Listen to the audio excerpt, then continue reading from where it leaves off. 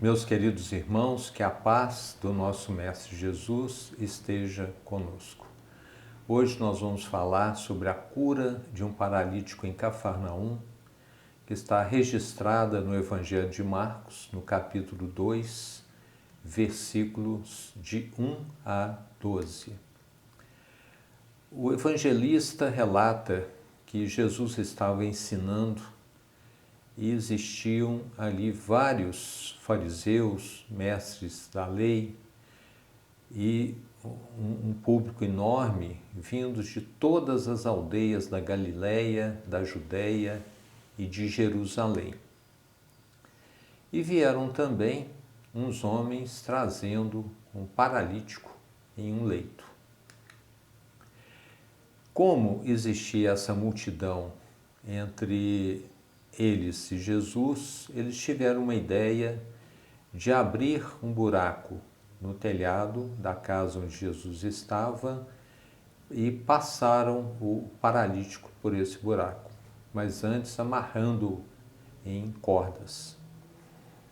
Jesus então viu aquele homem e ficou muito sensibilizado em função da fé que ele demonstrava e também daqueles homens que estavam transportando. E disse ao paralítico: estão perdoados os seus pecados. Entretanto, o que aconteceu? Os escribas e os fariseus arrazoavam, ou seja, censuravam, criticavam Jesus, dizendo que ele falava blasfêmias.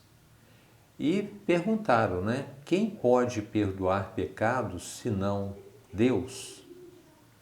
E Jesus, porém, vendo que eles falavam isso, questionavam, ele disse o seguinte: qual é mais fácil dizer? Estão perdoados teus pecados ou levanta-te e anda? E continuou dizendo: para que saibais que o Filho do Homem, como ele se denominava quando ele referia a si mesmo, para que o Filho do Homem tem sobre a terra autoridade para perdoar pecados, ele então disse ao paralítico: eu te ordeno, levanta-te, toma o teu leito e vai para casa. O que aconteceu? Imediatamente aquele paralítico levantou diante deles, tomou o seu leito e voltou para casa glorificando a Deus. E todos ficaram muito admirados, davam glória a Deus e muitos estavam possuídos de um grande temor e diziam: hoje vimos prodígios. Muito bem, essa é a passagem que consta no Evangelho de Marcos, lá no capítulo 2. E agora eu gostaria de fazer com vocês algumas reflexões. Primeiro, por que adoecemos? O que é a cura? E o que nós estamos buscando aqui enquanto encarnados? Para isso eu vou utilizar a segunda epístola aos Coríntios de Paulo, que está relatado no capítulo 5, no versículo 10, que diz o seguinte: porque todos devemos comparecer ante o tribunal do Cristo, para que cada um receba segundo o que tiver feito, estando no corpo o bem ou o mal. Este é o relato na epístola de Paulo aos Coríntios. Então, todos nós um dia vamos comparecer perante esse tribunal do Cristo. No livro Pão Nosso, no capítulo 44, intitulado Curas, Emmanuel diz o seguinte: que existem criaturas doentes que lamentam a retenção no leito e choram aflitas, não porque desejem renovar concepções acerca dos sagrados fundamentos da vida, mas por se sentirem impossibilitadas de prolongar os próprios desatinos. Em outras palavras, querem ser curadas não porque pretendem mudar de vida, mas sim porque estão retidas num leito, por exemplo, né? E o Emmanuel continua nesse capítulo 44, ele fala o seguinte: todavia, o médico celestial não se esqueceu de requisitar ao reino divino quantos se restauram nas deficiências humanas.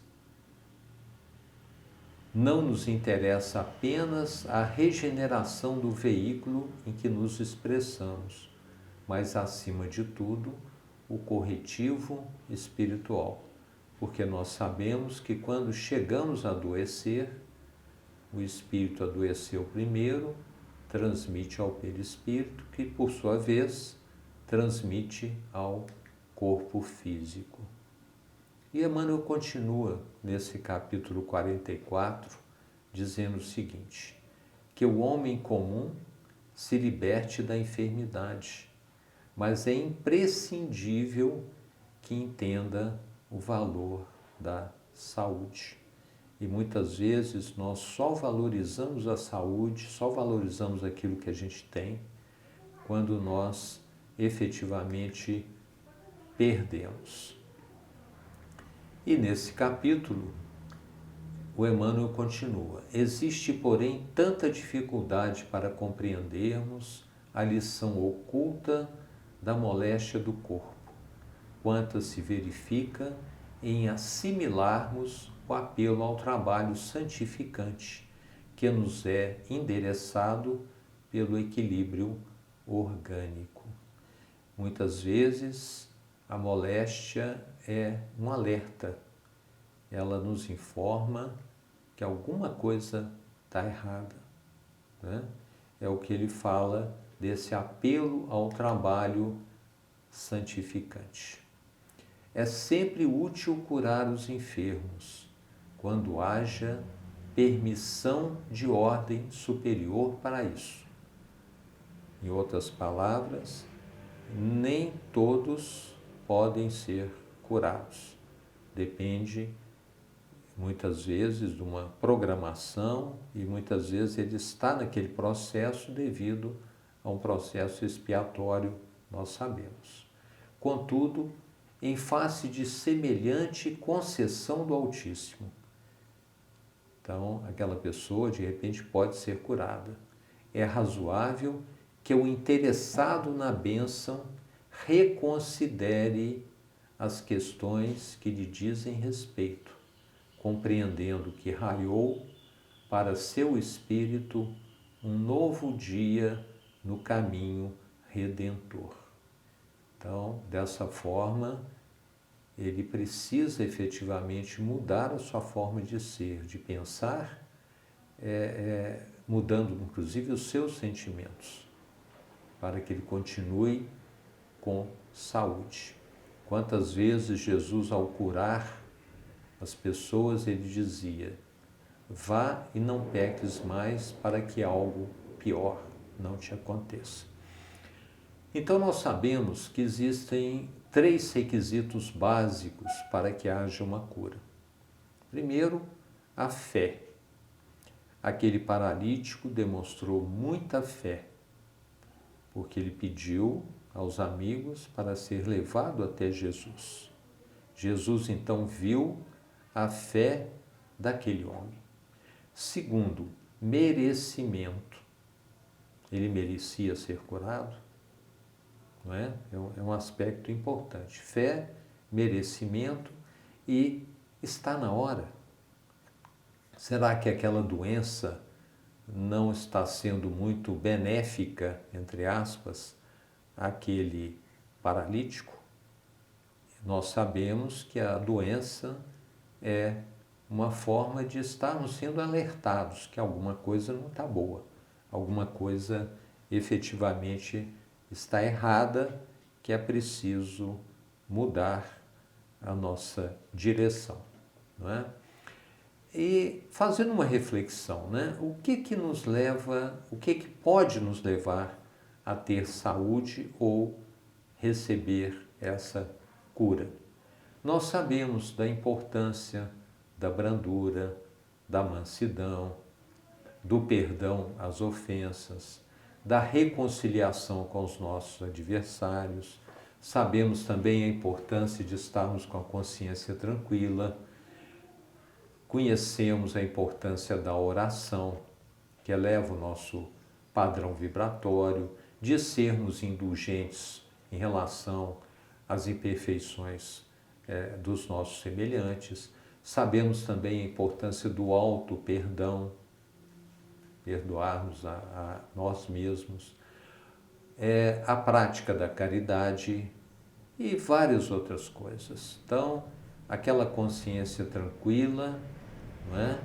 De estarmos fazendo a coisa certa, mantendo um padrão vibratório mais elevado. Nós fomos buscar lá no livro O Médico Jesus, de José Carlos de Luca, um capítulo que fala sobre a mudança de rumo. E ele fala o seguinte, que a doença é um aviso de que estamos dirigindo o carro da nossa vida pela estrada errada. Essa estrada se chama desequilíbrio. Então, estamos no caminho errado, não é?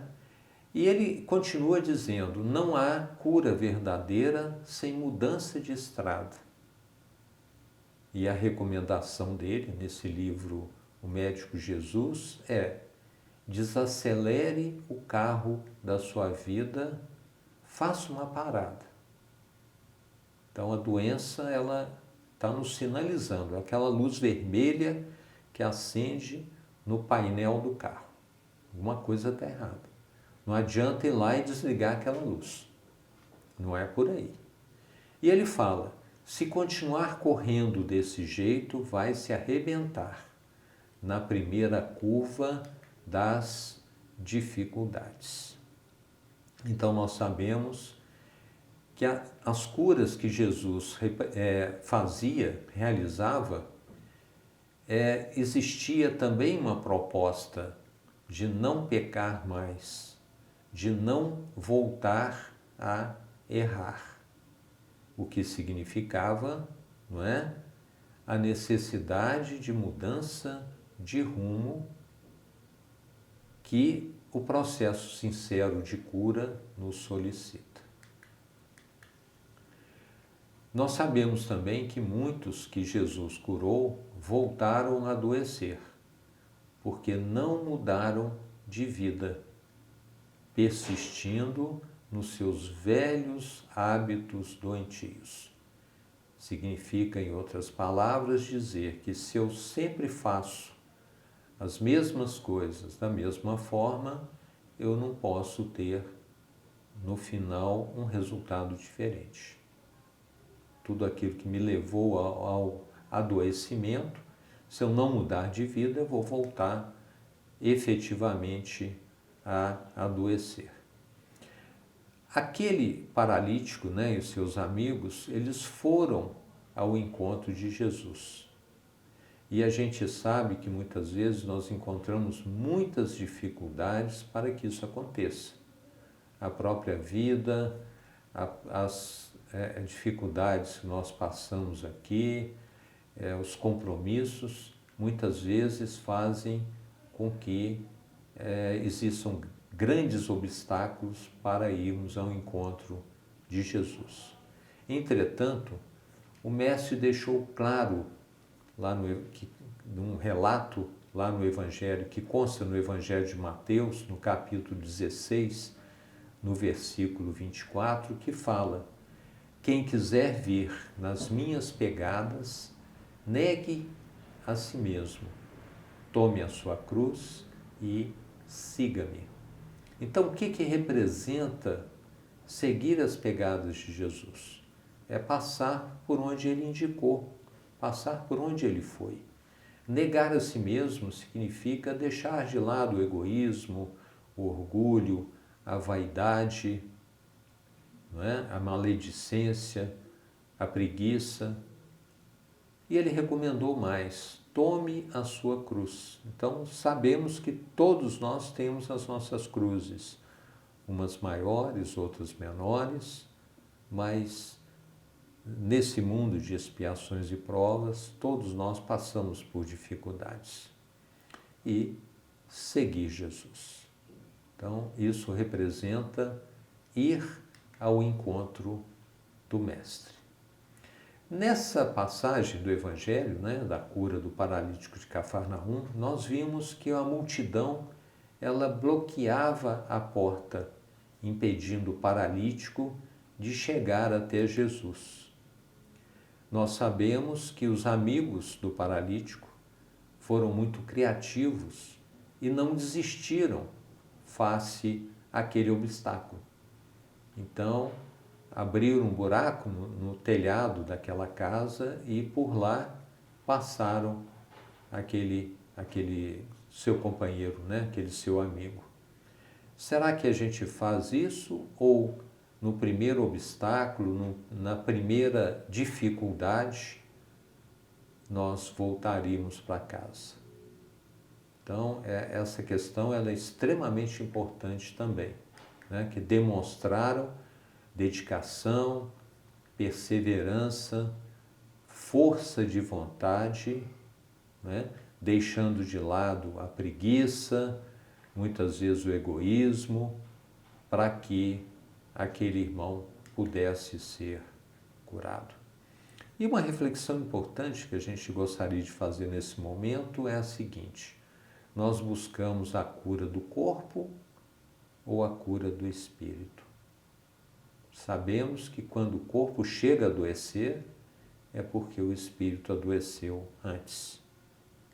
Então, não adianta, não é? Temos que efetivamente curar o espírito primeiro. Outras reflexões. O que é ser um paralítico? É aquela pessoa que não quer dar um passo, que não quer evoluir, que está paralisada, apesar de ter todas as suas faculdades? Ser um paralítico representa limitações do corpo ou limitações do espírito? E uma outra questão importante: por que ele estava na condição de paralítico?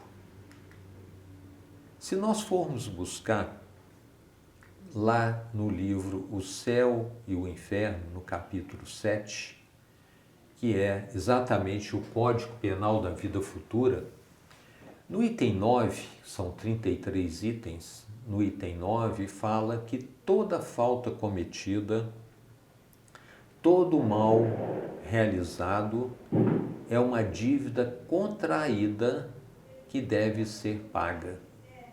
Se não for em uma existência, sê-lo-á na seguinte ou seguintes, porque todas as existências são solidárias entre si.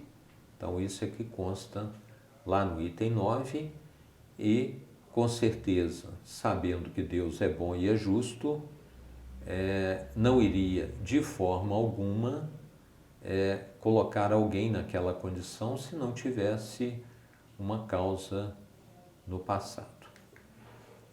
No item 10 desse mesmo Código Penal da Vida Futura, fala que as misérias, as vicissitudes padecidas na vida corpórea são oriundas das nossas imperfeições, que são expiações de faltas cometidas na vida presente ou em precedentes existências. Então, repetindo, Deus não pune ninguém. Então, aquele nosso amigo que estava na condição de paralítico, alguma coisa ele fez por merecer, por estar naquela condição. e aquela situação dele era extremamente favorável ao seu processo evolutivo.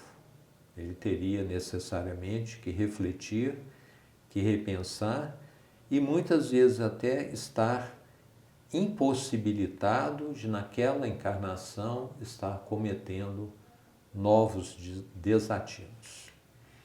E nesse mesmo item 10, fala o seguinte: pela natureza dos sofrimentos e vicissitudes da vida corpórea, pode julgar-se a natureza das faltas cometidas em anterior existência e das imperfeições que as originaram.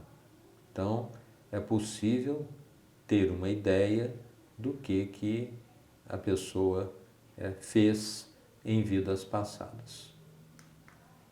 Já no item 11, fala que a expiação varia segundo a natureza e a gravidade da falta, podendo, portanto, a mesma falta determinar expiações diversas conforme as circunstâncias atenuantes ou agravantes em que for cometida. Isso representa o seguinte: aquele que muito foi dado, muito será cobrado. Então, quanto maior o esclarecimento daquela pessoa, maior será a culpa ou a pena em relação àquilo que ele fez, em relação a uma pessoa que ignorava a lei. Em outras palavras, ao ignorante. Então, a mesma falta pode determinar expiações diversas. Não é uma coisa cartesiana, não é a aplicação dessa pena não é igual para todos, depende de algumas variáveis. No item 13 do Código Penal da Vida Futura, no capítulo 7, fala que a duração do castigo ele depende da melhoria do espírito culpado. E continua informando que nenhuma condenação por tempo determinado lhe é prescrita. O que Deus exige por termo de sofrimentos é o melhoramento sério, efetivo, sincero de volta ao bem. Então, a duração daquela pena depende do comportamento, do arrependimento, e nós vamos ver daqui a pouco da questão da reparação. Então, no item 13, continuando, fala que o espírito é sempre o árbitro da sua própria sorte, porque ele tem livre-arbítrio. Ele pode prolongar esses sofrimentos pela persistência no mal ou suavizá-los e anulá-los pela prática do bem. Esse é um ponto extremamente importante. Por que aquele paralítico foi curado? Significa também que nós podemos suavizar esse sofrimento. Vamos supor que tenhamos cometido algum erro ou erros no passado, pela prática da caridade, pela prática do bem, nós podemos reduzir essa nossa dívida. É o que ele fala. Suavizar ou anular esses débitos pela prática do bem. No item 16, ele fala o seguinte, que o arrependimento é o primeiro passo para a regeneração. Então, eu arrependi, peço desculpas. Mas isso só não basta. Seria muito fácil. Você me desculpa e estaria resolvido. Mas não. No item 16 está bem claro que é necessária a expiação e a reparação. Aquele nosso amigo estava, com certeza, expiando uma falta do passado. Então, nós levamos em consideração o seguinte, né? Cometeu a falta, em seguida vem o arrependimento, vai demorar quanto tempo? Nós não sabemos, depende de cada um. O ideal seria que viesse o mais rápido possível. Depois a expiação e em seguida a reparação.